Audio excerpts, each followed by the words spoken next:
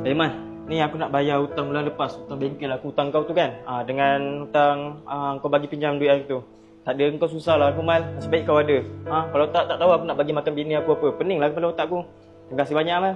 Gimana aku minta maaf Mal. Sorry kalau buat kau terasa. Aku tak sangka pula panggil dia macam tu.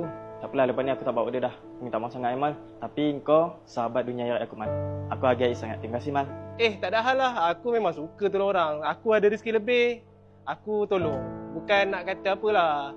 Allah bagi rezeki semua. Tapi satulah, yelah aku kerja kotor, tangan kotor, buat kereta kotor, baju pun kotor. Tapi yelah, bini kau cakap macam tu, aku rasa macam tak apalah. Aku cari rezeki ni untuk keluarga aku bawa balik rezeki yang halal.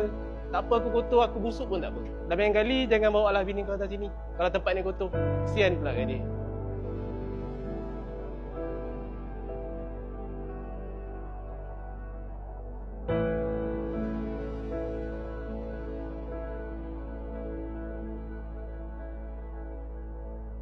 Sorry Ngah. Bukan, Man. Mal.